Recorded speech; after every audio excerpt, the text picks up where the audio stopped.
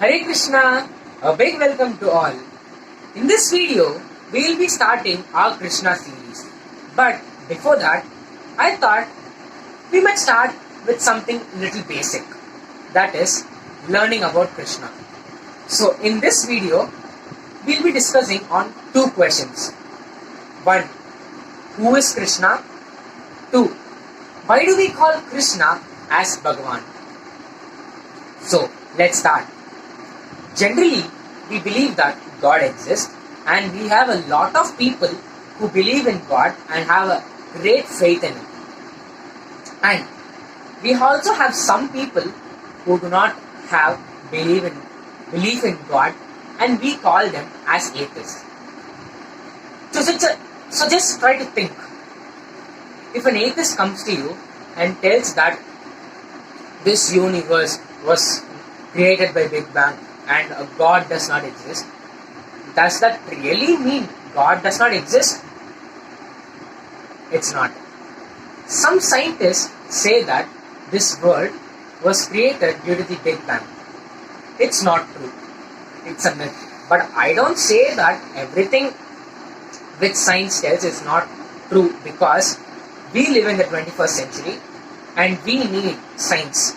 Science is everything to us. Without science, our life would be really handicapped.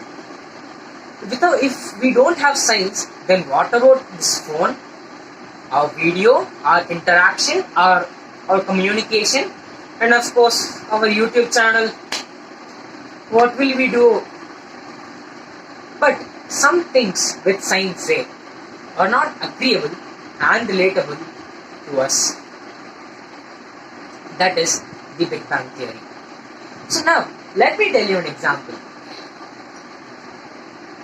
I have this phone here, and what if I come and tell you that when I was walking on a road, the earth split, phone jumped, came to my hand, I took it home. Would you believe me? Wouldn't you think that I am mad? Definitely you will think. I know, I could catch your mind voice. Definitely.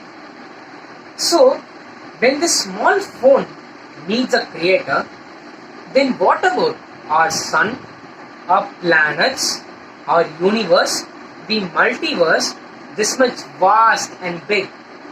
It also needs a creator, no? It also needs someone who is a perfect creator. So let me tell you a story based on this. Once, a guy named Ramu was traveling from one village to another village. So when he was traveling like that, he was feeling sleepy. So he decided to sleep under a big banyan tree. So when he went and slept, and he was seeing about the small fruits and the big stems and the beauty of the nature and the beauty of the tree. And when he turned one side, he also saw some short creepers with some big pumpkins. So to himself he thought that, why did God need to keep some this small fruits in very big stems and this big fruit in this small creepers? Is God fool? And he thought like that, and he slept. And after some time, a huge wind blew across the tree, and the tree was shaking, and now a bunch of fruits came and fell on his head. With a great shock and pain, he just woke up and saw about the fruits. And after that, he realized that if the big stems had these big fruits, and if the wind had blown, and if the pumpkin got cut and came and fall on his head, means then he would have definitely died. But God knew that this much big stem should have only this much small fruit, and this much small creepers which are very near to the ground should have this big pumpkin fruits. So he thought and realized that God is the perfect creator, and he asked forgiveness to God, and he went. So from this, what we understand is that God is the only one who is the perfect creator? So for the answer for the first question is that Krishna is the perfect creator and he is the supreme personality of Godhead. So now move the second question. Why do we call Krishna as Bhagwan? That's because the word Bhagwan means one who has the six opulences to his fullest. So now let me tell you about the six opulences which Krishna has to his fullest. The first one is beauty. We all know how beautiful is Krishna. All might have seen Krishna in the Little Krishna one in the cartoon, and he is very beautiful in the Little Krishna. So imagine the thing which I will tell you now. Think of a baby, a beautiful baby boy in your arms, just smiling at you, like he's opening his eyes and he's smiling at you. How will you think? Will that not be a very cute and beautiful scene? It will be, of course.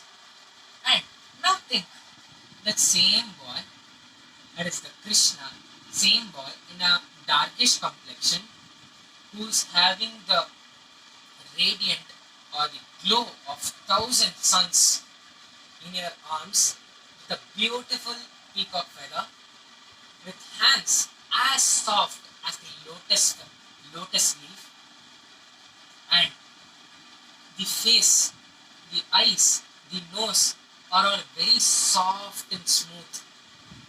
And what if he smiles at you and opens his eyes and smiles at you? How will you think? Will it not be the most beautiful scene you have seen in this entire lifetime?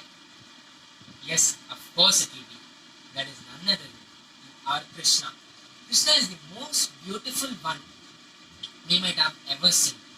You might all seen Krishna statues and it is sculpted in a very great manner.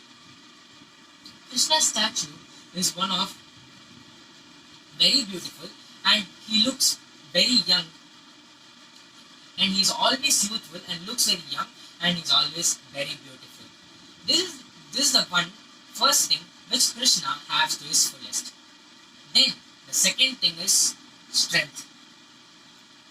You might all know Krishna lifted the Govardhana mountain. So Krishna lifted the big Govardhana mountain with his left hand, his little finger, that too when he was 7 years old. That means his little finger might be even more small than mine.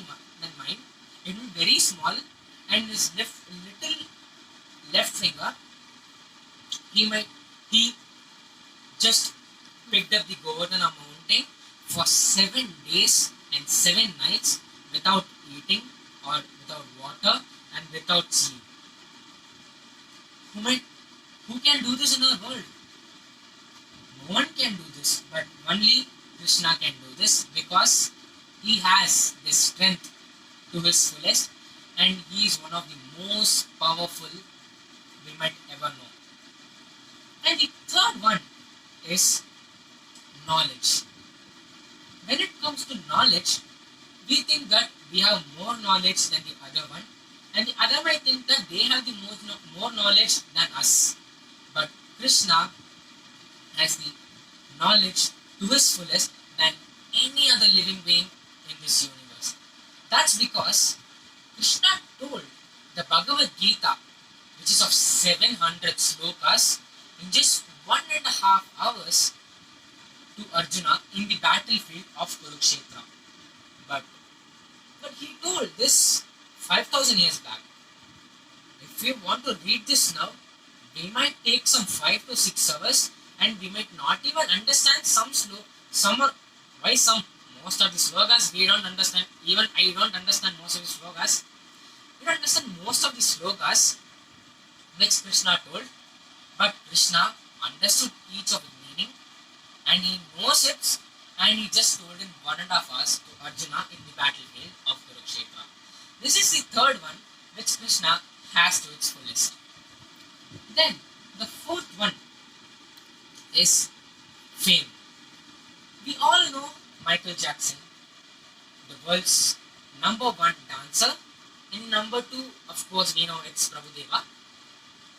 Michael Jackson is the world's number one dancer and everyone in the world knows about him. But if we go and ask a 5-year-old boy about Michael Jackson, he might just stare at us and he might not know the answer. That's because we have not thought about him, about Michael Jackson, or he might have not know Michael Jackson. Simple.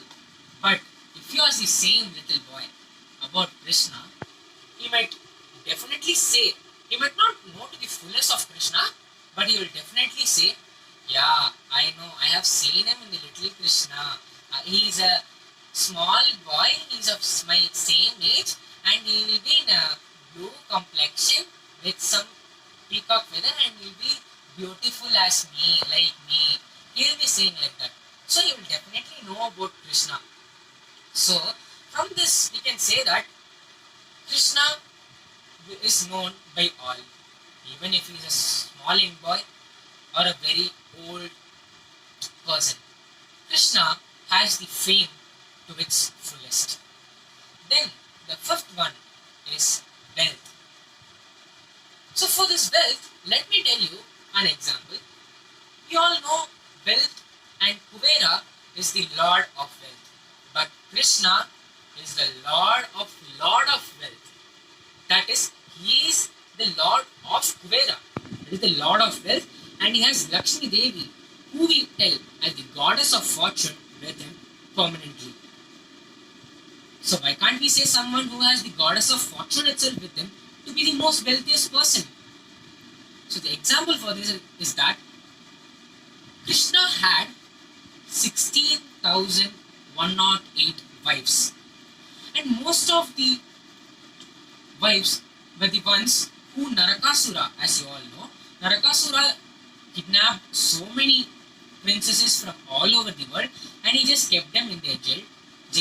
In the ancient days, if a girl does not go home before 6 o'clock or before the night, or if she does not even go home the whole night, then the world might think that she is a very bad woman.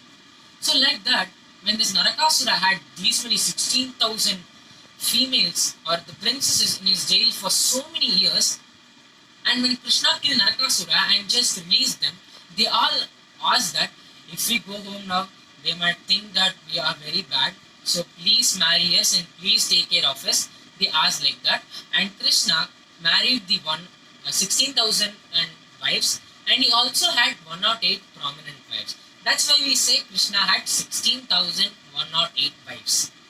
So for each of this wife, in the perspective of wealth, for each of this wife, he built a very huge palace. It's not the bungalow we see these days, but hundreds and thousands of times bigger than that in the city of Dwaraka, with some precious rubies and stones and diamonds and gold, silver and lot of the stuff. He built 16,108 palaces for each of the queen, and from this we can say that if he is able to build 16,108 palaces with this much rubies, stones, diamonds and all, why can't we say him as the person who is the lord of wealth? We can say absolutely. So this is the fifth thing Krishna has to his fullest. Then the sixth one and the most important one is called as renunciation. We all have that one thing, that is we all have an attachment with our things.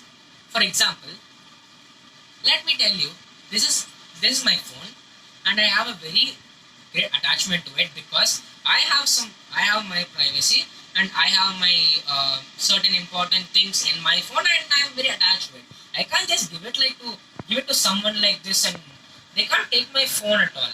They can't take my phone. So like that, Krishna, since Krishna is the perfect creator and he is the creator of all the things, he just gives it to us. He is the creator of us too. He just creates these planets for us and he just gives it to us. He does not want this planet for himself. He is very renounced. He sacrifices. We cannot say sacrifices because sacrifices means he does sacrifice without because sacrifice means one which you want but you need to give. That is what means a sacrifice. But we cannot say Krishna as sacrificing but as renounced. So Krishna renounces this whole planet to us and he does not own it. So this is what I want to tell you in this video. And if you like this video, please give a big thumbs up. And if you want your relatives and friends to see this video, please share this video with them. And if you want to tell any suggestions, like instead of these words you can say these words, or if you want to do something, please comment. And to get our notifications of our latest videos, please subscribe to our channel. Hare Krishna.